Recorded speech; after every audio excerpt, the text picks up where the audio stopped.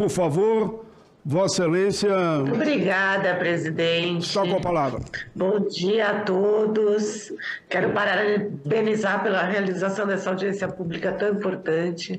Autoria do PL do senador Paim, 89 de 2023. Mas quero aproveitar a presença do deputado Osmar Terra, meu colega de Congresso, que a gente tem afinidades muitas, uma pelo outro, mas a gente tem bastante discordâncias também. Eu queria falar, Osmar, te cumprimentar e dizer que quando a gente for fazer uma discussão sobre o uso adulto e recreativo da cannabis, aí será o momento para você trazer essa explicação. Você está falando no fórum errado, porque a gente não está falando do uso de drogas, a gente está falando do uso de medicamentos. E você teve a coragem... As palmas são liberadas, agora a vaia não, ok? Combinado? E você teve a coragem de dizer, inclusive, que o óleo é mais destrutivo do que drogas. Assim, eu me lembro você falando que a Covid seria uma gripezinha, sabe? Às vezes a gente tem que parar para pensar, refletir, para ver se a gente está de acordo com a época que a gente está vivendo, se a gente não está errado. Às vezes você pode estar errado. Eu estava aqui para falar como senadora, mas você me inspirou para falar como usuária. Porque assim, eu fiquei detonada, eu peguei Covid 2 vezes. E eu tive um problema seríssimo de memória. E aí eu fui encaminhada para fazer uma avaliação neuropsicológica. E eu não tomei nenhum remédio que não fosse a maconha medicinal. E nesse exame neuropsicológico que eu fiz, do dia primeiro, quando eu estava sem memória, ao segundo, depois de 5 meses com o uso desse medicamento, o meu cérebro deu uma crescida enorme, assim, de habilidades para fazer conta, de memória.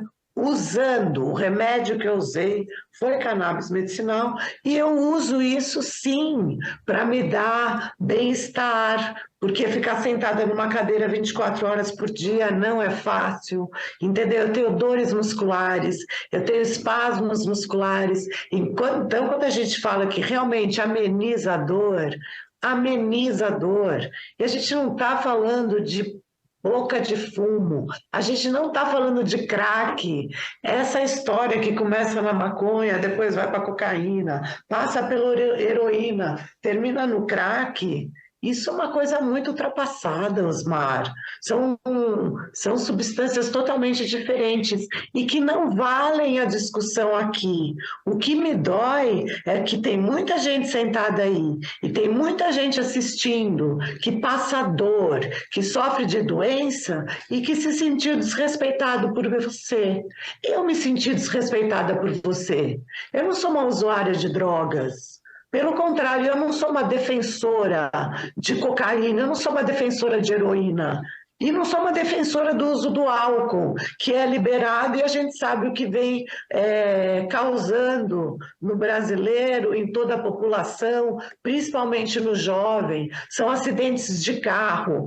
Eu me tornei tetraplégica porque o motorista tinha bebido. E isso é autorizado. E que direito, ninguém tem o direito de chegar aqui e dizer que um óleo, que é um remédio estudado e feito da forma que é feito, é pior do que álcool, do que cocaína, do que heroína e do que crack. Então vamos respeitar quem sente dor. Vamos respeitar, inclusive, as verdades, a ciência, porque você trouxe vários dados que não são verdadeiros. Osmar, desculpe, eu não sei qual é a mídia, qual é o veículo que você tem usado para leitura e para pesquisa. E essa nossa discussão aqui é outra. A gente não está falando de uso de droga, a gente está falando de um projeto importantíssimo que vem se somar ao projeto 4776 de 2019, do senador Flávio Arnes, que estão tramitando em conjunto por si complementarem. Falo mais, Osmar Terra, venha para São Paulo ver como é que está a Cracolândia, que vem piorando a cada dia. E aquelas pessoas lá não começaram com maconha. Aquelas pessoas não tomam óleo de cannabis. A gente já tem estudo, inclusive, do óleo de cannabis para amenizar o vício de pessoas que usam crack. Então, a gente está num movimento totalmente contrário a esse que o senhor trouxe. E o dia que a gente fizer essa discussão sobre cocaína, sobre o uso da maconha, sobre o uso do crack, eu acho que o senhor vai bombar nessa audiência, trazendo esses dados, mas não nessa. Eu quero agradecer a presença de todos os convidados que vieram trazer suas contribuições a esse debate. E o Parlamento Brasileiro ele vem buscando, com muita seriedade, promover mudanças legislativas necessárias para avançar na regulamentação do uso medicinal da cannabis e também do seu cultivo. Precisamos das respostas e acalento a quem precisa de medicamento. São 10 mil pacientes que já importaram a cannabis medicinal com autorização da Anvisa. Em 2021, entraram 80 mil medicamentos no país desse modo. Temos diversas associações de pacientes que cultivam a cannabis por meio de habeas corpus, e algumas estão aqui nessa audiência. Todos clamam por nossa agilidade e, sobretudo, por respeito à saúde. Somam-se a eles os milhões de brasileiros que não têm recursos para importação e aguardam com ansiedade, com desespero, a dispensação pelo SUS desse medicamento. São pessoas com epilepsia, são pessoas com Parkinson, e diferente do que o senhor falou, deputado Osmar Terra, assim, são muitas as doenças em que as pesquisas estão mostrando que as pessoas estão amenizando danos e algumas até curando, sim. Ansiedade, autismo, Alzheimer, dores crônicas, cânceres raros, cânceres agressivos, doenças raras e o mal do século, a depressão. Tantos outros são incluídos aqui nessa lista das pesquisas que avançam a cada ano por todo o mundo.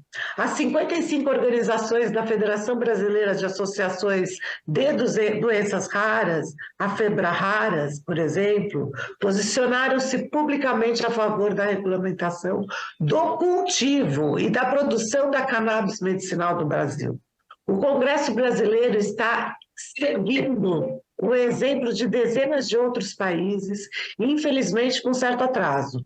O Parlamento de Israel aprovou a primeira emenda para autorizar o uso medicinal em 1999, já faz 23 anos. E aqui ficamos em atraso, prejudicando o acesso e a saúde dos brasileiros por conta de pessoas que ainda trazem informações distorcidas e irreais para essa discussão.